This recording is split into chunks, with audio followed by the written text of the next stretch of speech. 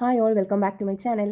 അപ്പോൾ ഇന്നത്തെ ഒരു വീഡിയോ എന്ന് പറഞ്ഞാൽ ഞാൻ എങ്ങനെയാണ് യൂട്യൂബ് ചാനലിലോട്ട് വന്നത്, ഞാൻ എങ്ങനെയാണ് യൂട്യൂബ് ചാനൽ സ്റ്റാർട്ട് ചെയ്തത്, അതിൻ്റെ ഒരു സ്റ്റോറി പറയാമെന്ന് വിചാരിച്ചേ. അപ്പം എൻ്റെ ഈ ഒരു ചാനൽ സ്റ്റാർട്ട് ചെയ്തതെന്ന് പറഞ്ഞൊരു 5 ഇയേഴ്സ് മുന്നേ ആയിരുന്നു. 2020 ഒരു മെയ് 5-നാണ് ഞാൻ ചാനൽ സ്റ്റാർട്ട് ചെയ്തത്. ചാനൽ സ്റ്റാർട്ട് ചെയ്തിട്ട് ഒരു മെയ് 11 ആയപ്പോഴത്തേക്ക് ഞാൻ വീഡിയോസൊക്കെ അപ്ലോഡ് ചെയ്യാനായിട്ട് തുടങ്ങി. അപ്പോൾ എൻ്റെ ഏറ്റവും വലിയൊരു ആഗ്രഹമായിരുന്നു ആ ഒരു ടൈമിൽ എനിക്കൊരു ചാനൽ സ്റ്റാർട്ട് ചെയ്യണമെന്ന്. വേറെ ഒന്നും കൊണ്ടല്ല, ഞാൻ ദുബായിലായിരുന്ന സമയത്ത് നമ്മളെ റൂമിൽ ഇങ്ങനെ ബോറടിച്ചിരിക്കില്ല. അപ്പോൾ ഞാൻ കുറേ കുക്കിംഗ് വീഡിയോസ് കാണുമായിരുന്നു. അപ്പോൾ എനിക്ക് ഇഷ്ടമെന്ന് പറഞ്ഞാൽ ഈ കുക്കിംഗ് ചെയ്യാനൊക്കെ ഭയങ്കര ഇഷ്ടമായിരുന്നു. അപ്പം ഞാൻ ഡിഗ്രിക്ക് പഠിക്കുമ്പോഴൊക്കെ തന്നെ അത്യാവശ്യം ഇങ്ങനെ പുതിയ പുതിയ ഐറ്റംസ് ഒക്കെ ഇങ്ങനെ ട്രൈ ചെയ്ത് നോക്കണം എന്നൊക്കെ എനിക്ക് ഭയങ്കര ഒരു ആഗ്രഹമായിരുന്നു. അങ്ങനെ എന്നെ ഇൻസ്പയർ ചെയ്ത് നമ്മുടെ കൈരളി ടി വിയിൽ എല്ലാ പാചകവും മാജിക് കോമൻ എന്ന് പറഞ്ഞൊരു പരിപാടി എന്ന് പറഞ്ഞാൽ ഞാൻ അഡിക്റ്റഡ് ആയിരുന്നു.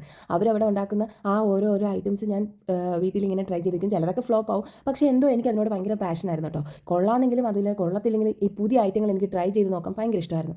അങ്ങനെ ഞാൻ ദുബായിലായിരുന്ന സമയത്ത് ജോലിയൊക്കെ കഴിഞ്ഞിട്ട് പെട്ടെന്ന് വെറുതെ ഇരിക്കുമ്പോഴത്തേക്ക് ഇതുപോലെ കുക്കിംഗ് ചാനൽസ് ഒക്കെ കാണാൻ തുടങ്ങി. ഇങ്ങനെ വീണാസ് കറി വേൾഡ് പിന്നെ അഡിക്റ്റഡ് ആയി, റെസിപ്പീസൊക്കെ ട്രൈ ചെയ്ത് നോക്കി. പിന്നെ അതുപോലെ തന്നെ മിയ കിച്ചൻ ആണ് കൂടുതൽ എന്നെ ഇൻസ്പയർ ചെയ്തത്. അപ്പോൾ വലിയ അവരുടെ വീഡിയോസൊക്കെ കാണുമ്പോഴത്തേക്ക് എനിക്കും ഇങ്ങനെ ചാനൽ തുടങ്ങണം എന്നൊക്കെയായിട്ട് ഞാൻ അവിടെ വെച്ചിട്ട് ഒരു ട്രയൽ വീഡിയോ എടുത്തായിരുന്നു. ഒരു മുട്ട റോസ്റ്റിൻ്റെ എന്തോ മറ്റൊരു വീഡിയോ ഞാൻ അവിടെ വെച്ച് ട്രയൽ വീഡിയോ.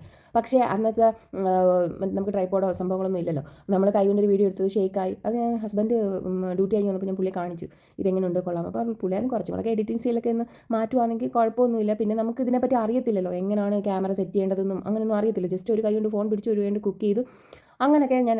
പക്ഷേ എൻ്റെ മനസ്സിൽ ആ ഒരു ആഗ്രഹം ഉണ്ടായിരുന്നു കേട്ടോ. അങ്ങനെ ഞാൻ ജോലിയൊക്കെ റിസൈൻ ചെയ്തു. വീട്ടിലെ നാട്ടിൽ വന്ന് നിൽക്കുന്ന സമയത്ത് ലോക്ക്ഡൗൺ ആയിരുന്നു. ആ ലോക്ക്ഡൗൺ ടൈമിൽ എന്തെങ്കിലുമൊക്കെ ഒരു ഇത് വേണമെന്ന് പറഞ്ഞ് പെട്ടെന്ന് ഞാൻ ഒരു ചാനൽ അങ്ങ് സ്റ്റാർട്ട് ചെയ്തിട്ട് എനിക്കിനകത്ത് വീഡിയോസൊക്കെ ഇടാനായിട്ട് ഭയങ്കര മടിയായിരുന്നു. അങ്ങനെ ഞാൻ മടി പിടിച്ച് ഇങ്ങനെ ഒരു ദിവസം ഞാൻ ഇരുന്നപ്പോൾ ഇവിടെ നമുക്ക് വീട്ടിൽ പൈനാപ്പിളൊക്കെ ആവശ്യം പോലെ ഉണ്ട്. ഞാൻ നേരത്തെ വീഡിയോസിൽ പറഞ്ഞിട്ടുണ്ടല്ലോ.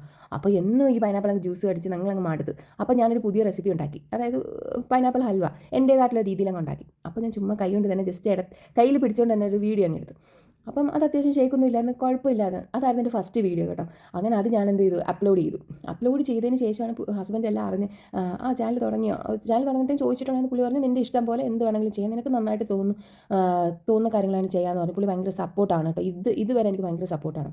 എൻ്റെ എന്താഗ്രഹം ഞാനിങ്ങനെ പറഞ്ഞാലും അതിൽ നല്ല പോസിറ്റീവ് ആണെങ്കിൽ പുള്ളി അത് നമുക്ക് കൂടെ നിന്ന് സപ്പോർട്ട് ചെയ്യും കേട്ടോ.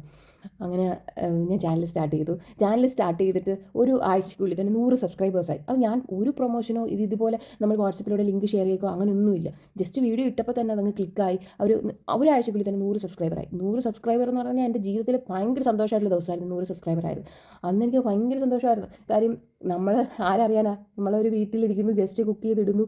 അങ്ങനെ വീഡിയോസ് ചെയ്ത് കുറച്ചൊക്കെ വീഡിയോസൊക്കെ ചെയ്ത് റീച്ചൊക്കെ ആയിട്ട് ഇങ്ങനെ വന്നപ്പോഴത്തേക്ക് എൻ്റെ ചാനൽ അങ്ങ് സ്റ്റോപ്പ് ആവാനുള്ള മെയിൻ കാര്യം എന്ന് പറഞ്ഞാൽ മദറിൻലോയുടെ കുറച്ച് ട്രീറ്റ്മെൻറ്റിൻ്റെ ഭാഗമായിട്ട് എനിക്ക് ഹോസ്പിറ്റൽ കേസൊക്കെ ആയപ്പോഴത്തേക്ക് ഞാനതങ്ങ് എനിക്ക് കുക്കിങ്ങൊക്കെ നമുക്കറിയാമല്ലോ, വീഡിയോ എടുത്ത് കുക്ക് ചെയ്യണം, വീഡിയോ എടുക്കണം, എഡിറ്റ് ചെയ്യണം, അതിനൊന്നും എനിക്ക് സമയമില്ലായിരുന്നു. പിന്നെ അതോടൊപ്പം തന്നെ എൻ്റെ വീടിൻ്റെ പണിയും കൂടെ നടക്കുമായിരുന്നു, പുതിയ വീട് വയ്ക്കുമായിരുന്നു. അപ്പോൾ അതെല്ലാം നോക്കിക്കണ്ട് നടത്തുന്നത് കൊണ്ട് തന്നെ എനിക്ക് ഈ ഞാനങ്ങ് വിട്ടു.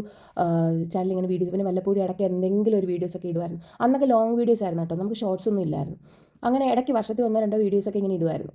അങ്ങനെ ചുമ്മാ ഇപ്പം ഇങ്ങനെ എന്താണ് വെറുതെ ഇങ്ങനെ ഇരുന്നപ്പോൾ ഒരു സമയത്ത് വീണ്ടും ചാനലൊക്കെ ഒന്ന് എടുത്തു.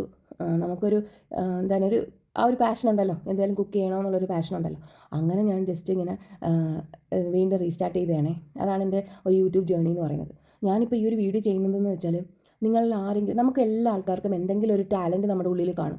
ചിലപ്പോൾ അത് കുക്കിങ്ങിലായിരിക്കാം, ചിലപ്പോൾ ഡാൻസിങ്ങിലായിരിക്കാം, എന്തെങ്കിലും ഒരു കഴിവ് നമുക്ക് എല്ലാവർക്കും കാണും.